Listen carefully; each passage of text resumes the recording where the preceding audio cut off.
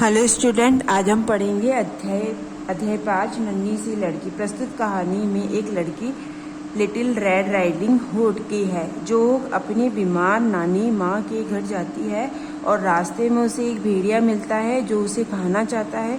आए बाकी की कहानी पढ़कर जाने। अब यहाँ पे देखो, एक नन्ही सी लड़की थी जिसका नाम था लिटिल रेड राइडिंग हुड। वह हमेशा लाल रंग की टोपी पहने रहती थी। यह टोपी उसे उसकी नानी ने दी थी। नानी जंगल में स्थित एक छोटे से घर में रहती थी। स्थित मतलब होता है कि वो एक अपनी जगह पर, ठीक है। एक बार उसकी नानी बहुत बीमार हो गई। उसकी माँ ने कहा, नानी माँ के पास जाओ, उन्हें यह केक और दवाइयाँ दे आओ, लेकिन एक बात का ध्यान रहे कि रास्ते में से किसी अजनबी से बात मत करना, ठीक है। अजनबी मतलब होता है कि जो कोई अनजान आदमी हो जिसे हम जानते नहीं हो, ठीक है। नन्ही बच्ची केक और दवाइयाँ लेकर नानी माँ से मिलने चल दी। जंगल में एक धूर्त भेड़िए ने उसे देखा और सोचने लगा, वह कितनी कोमल प्यारी लड़की है। वह उसके पास गया और बड़ी मीठी वाणी में पूछने लगा, प्यारी बच्ची, तुम यह सामान लेकर कहाँ जा रही हो?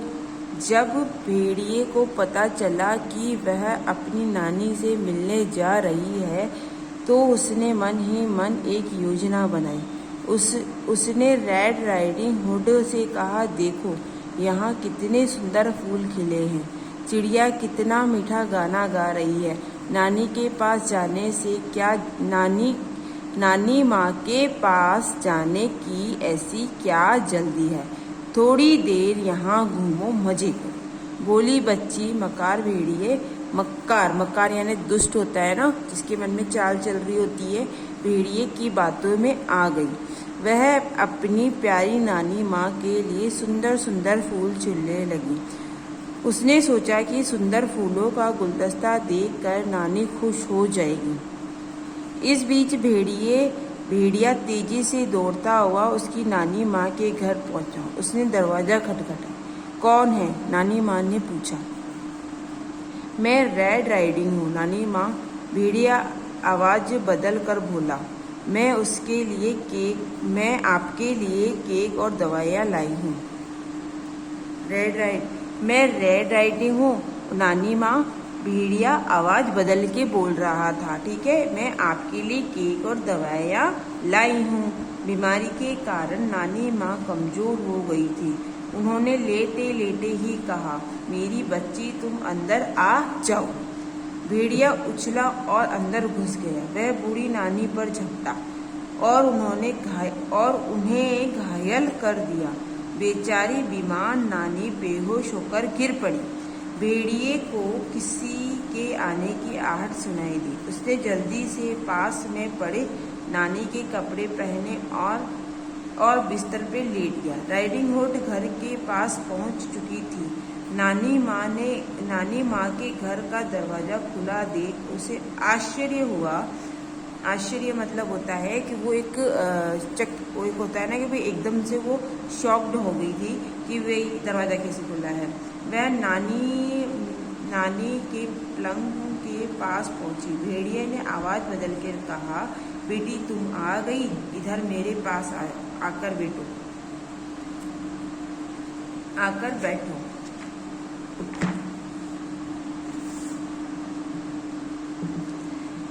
जैसे ही वह पलंग के पास आई, भेड़िया फुर्ती से उठा और बैठा। गुर्राते हुए वह राइडिंग हुड पर झपटा। उसी समय एक शिकारी वहां से गुजर रहा था। उसके घर के अंदर से गुजरने की आवाज़ सुनाई दी। वहां भेड़िए को देखकर उसने निशाना साधा। दुष्ट भेड़िए को मार गिराया। दुष्ट मतलब मैंने बताया था कि जिसकी नीयत साफ नहीं होती है, ठीक है। शिकारी और राइडिंग हुड ने बेहोश नानी को पलंग पर लेटाया। उनके मुंह पर पानी के छींटे मारे। नानी को होश आ गया। अपनी प्यारी नातिन को सामने देखकर वे फूली ना समाई। राइडिंग हुड ने नानी को दवा खिलाई। माँ का बनाया केक खिलाया, नानी के पास रहकर उनकी खूब सेवा की। नानी जब बिल्कुल ठीक हो गई तब वह अपने घर वापस चली गई।